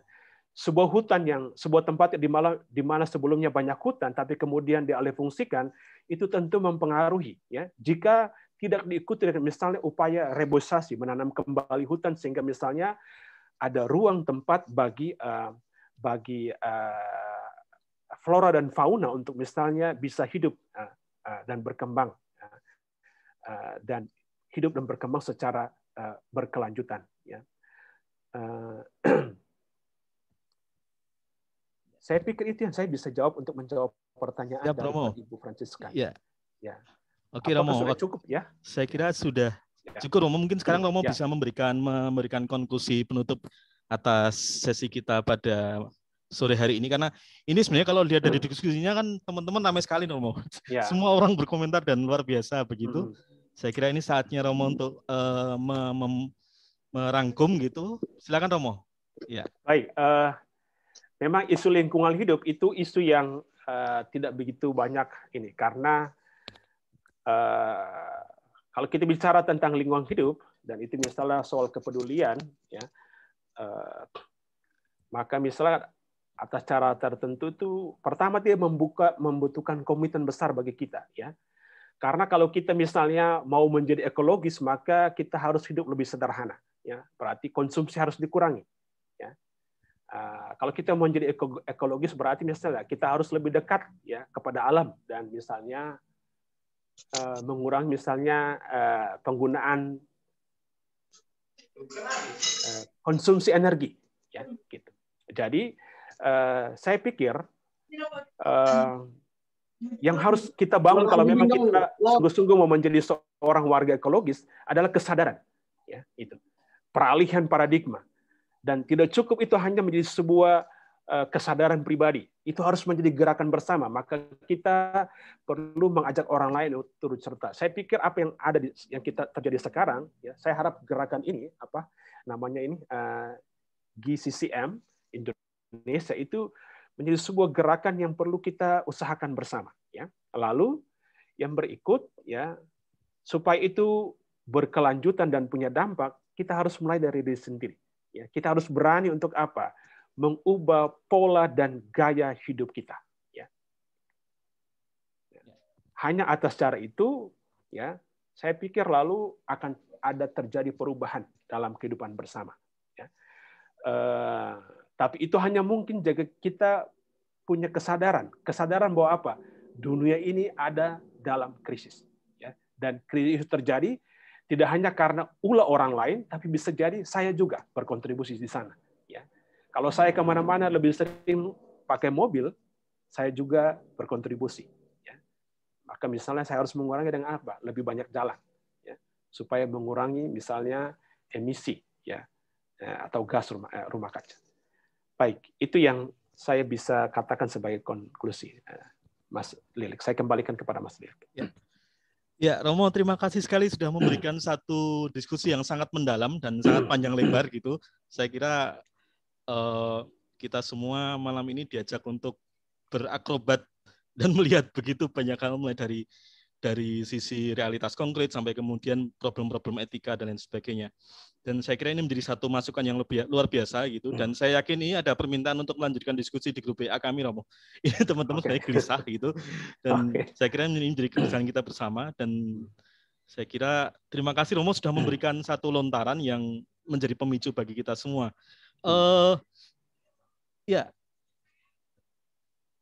Ya Pak Hendro, nanti saya posting juga di grup, dan juga seperti biasa nanti materi dan rekaman segala macam nanti bisa diakses gitu. Romo, terima kasih sekali kami atas nama GCCM Indonesia dan atas nama ini kan 3 komunitas Romo sebenarnya melakukan ini. Jadi yang pertama adalah GCCM Indonesia, kemudian juga bekerjasama dengan Unit Pengembangan Pastoral Kemasyarakatan dan Advokasi Kusuma Agung Semarang, dan juga dengan atas restu dari Komisi Keadilan Perdamaian Pastoral Migran dan Perantau KWI.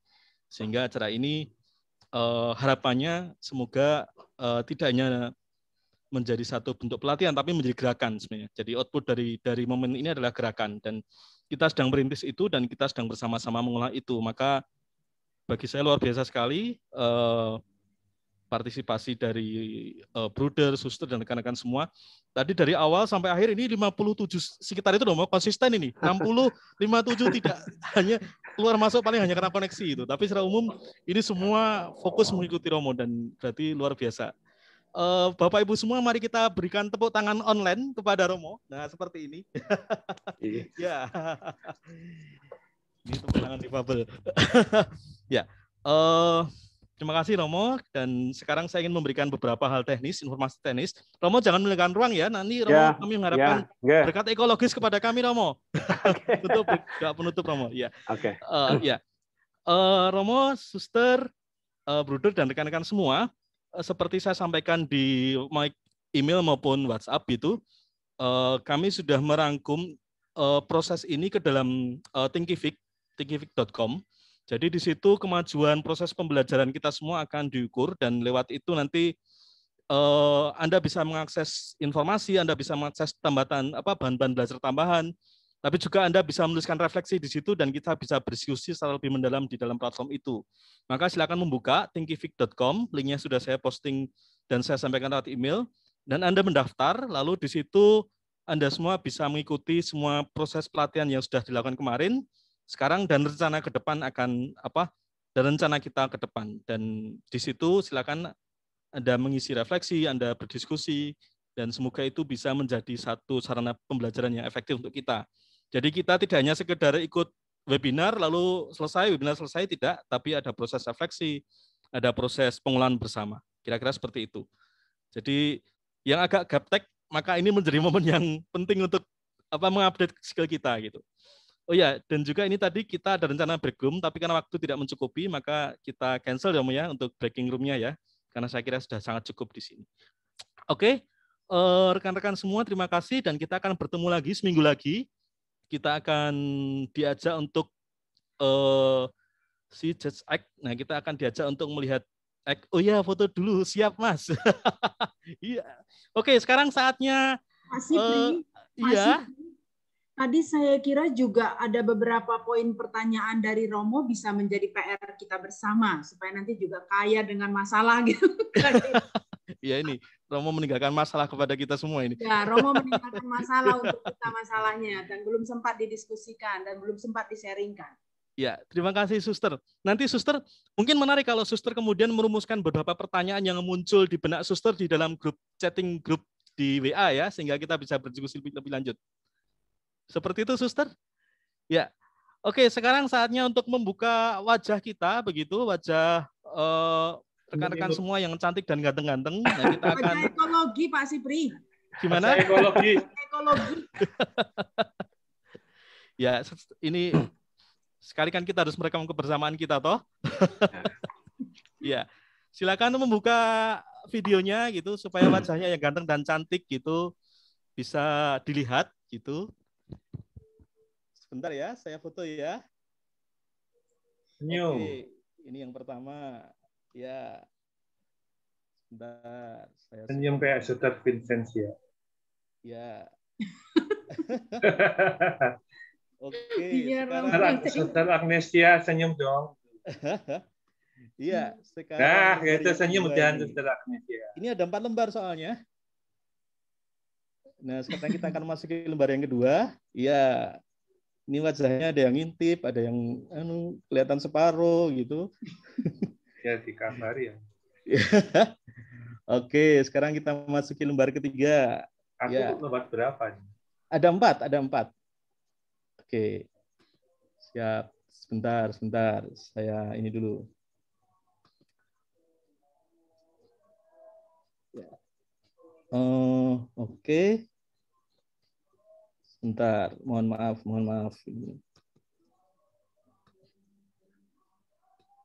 Lembar ketiga. Iya. Iya. Sekarang yang terakhir, lembar terakhir. Oke. Ya, ini dia.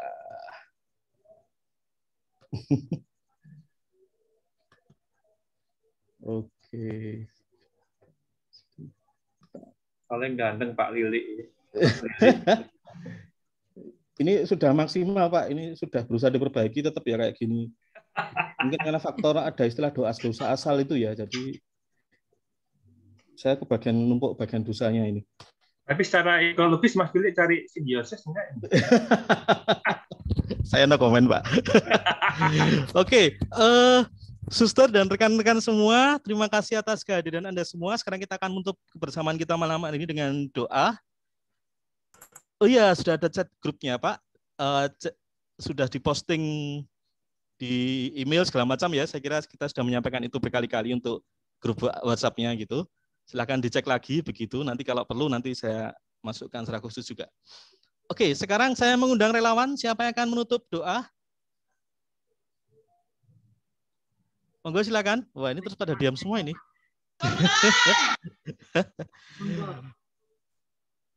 Suster Vincentia? Ya baik Pak. Ya, jangan lupa nanti mohon berkat dari Romo Berti. Ya, silakan Suster. Baik, Romo, Suster, Bruder, Bapak Ibu sekalian, saudara-saudara terkasih, mari kita tutup pertemuan kita, webinar kita dengan mohon berkat Tuhan agar apa yang kita tadi dapatkan, apa yang kita tadi terima sungguh menjadi inspirasi, insight baru bagi kita untuk bergerak secara perlahan. Mari kita bersatu dalam doa.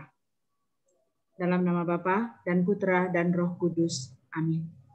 Tuhan Bapa yang baik dan penuh belas kasih, kami bersyukur kepadamu atas waktu dan kesempatan yang Kau anugerahkan kepada kami untuk kami boleh mendapatkan pencerahan berhubungan dengan apa yang tertulis di dalam Laudato Si yang telah disarikan oleh Romo bagi kami semua. Semoga ini boleh menjadi pengetahuan yang baik bagi kami, tapi sekaligus juga merupakan perubahan pola berpikir dan juga pola sikap dan pola tindak kami ke depan. Bapa, anugerahi kami senantiasa rahmat kesetiaan-Mu untuk tetap dapat menyelesaikan webinar kami pada waktunya nanti, sehingga kami dapat berproses bersama dan pada akhirnya kami juga dapat bertindak bersama. Ini semua kami memohon kepadamu, karena Engkaulah Tuhan dan junjungan kami kini dan sepanjang masa. Dan untuk itu, agar berkat ini boleh tinggal di antara kami mohon berkat-Mu melalui Romo bagi kami semua. Tuhan sertamu. Dan sertamu juga. Semoga kita semua, istirahat malam kita dan segala niat baik kita untuk menjadi warga ekologis dilindungi, diberkati oleh Allah yang Maha Kuasa, Bapa, Putra, dan Roh Kudus. Amin. Terima kasih. Terima kasih semua. Terima kasih Romo. Selamat malam. Terima kasih. Selamat malam. Terima kasih Romo. Makasih semua. Terima kasih. Ya. Terima kasih semuanya. Romo Berti, terima kasih. Sama-sama Mas Lik. Ya, Romo Barnabas. Terima kasih Romo. Terima kasih Bu Tuti, terima Terima kasih kasih. semua. Suster Vincentia, terima kasih. Suster Ratna, terima kasih. Ya. Tony, terima Masih kasih. jam 8, jadi masih siap untuk makan malam. Selamat makan. Manado di jam 9. Manado jam 9 ya. Iya. Baik, Suster, terima kasih. Makasih itu tadi saya kirim rahmat berkat di NTT loh, di Kupang loh. Air bersih bagus itu tadi. Teman-teman di sana kirim itu bagus. Iya. Ada danau baru berkat badai. Pak Antonius Yunanto, terima kasih. Terima kasih ya, makasih ya. terima kasih. Pak Anton, makasih sama-sama. Pak Kianto, terima kasih. Mohon maaf, itu supaya nggak ngantuk tadi. Ya, harusnya tadi Pak Kianto dum-dum buah mojo. Iya. Yo. Yo, monggo. terima kasih. Sugeng dalu, Sugeng dalu, berkah dalam. Selamat malam, Berkah mohon dalam. maaf. Nggih, Berkah telah. dalam, Saya sugeng istirahat. Ya. Selamat beristirahat. Ya.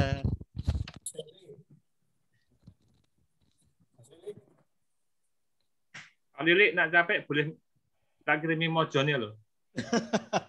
Ampun Pak, nanti saya Yo. tak berkunjung ke paroki. Ya. Sekarang Mas mojone Lili. Mojo Songo dikelola Ya, sekretariat Pak Lili. siap Gara-gara tak Pak. ambil. Ya. Oke. Ya Mas Efrial, tadi. Yo. Ya. Mas, mau nanya Mas. Ya, silakan. Nah, kita kan udah dikasih form itu ya Mas ya, yang pakai aplikasi itu. Ya. Nah, ini kan udah pertemuan yang ketiga ya Mas ya? Ya, betul Mas. Nah, Ini pertemuan kedua Mas kalau di situ, modul 2. oh modul yang kedua ya? Modul 2, bukan modul 3. Berarti kita ngerjain yang modul 1 dan 2 ya? Iya, iya. Untuk saat ini? Ya. Oke deh, siap. Ya. Ya. Begitu karena Terima modul kasih, 1, modul 1-nya kan digabung itu Mas. Modul 1 yang minggu lalu ya? Ya, modul 1 kan kita satu yang bahasa Inggris yang dengan teman Greenpeace Asia Tenggara itu, si Leano. Kemudian dengan Ibu Amanda Katili itu modul 1. Terus modul 2-nya ini bersama dengan Romo. Ya. Sama Romo. Oke deh. Siap. Terima kasih Mas. Siap Mas, terima kasih sama-sama. Oke. Ya. Pak Tony matur nuwun. Mbak Retno, terima kasih. Mas Lilik, matur nuwun sangat. Nggih, Pak. Sugeng dalu. Sugeng dalu, Pak. Berkah dalem. Nggih. Pak Robert, Mbak Mary, Bruder Edwin, Mas Bandri, Mbak Indri di Lampung, terima kasih. Ya, mohon izin untuk saya close, ya. Monggo. Ruangannya, ya, terima kasih. Ya. Nggih, Mas. Nggih. Wah, ini Mbak Indri malah menyala. Halo, Mbak. Lama tidak bersua, Mbak. Mesti sibuk jenengan. Siap.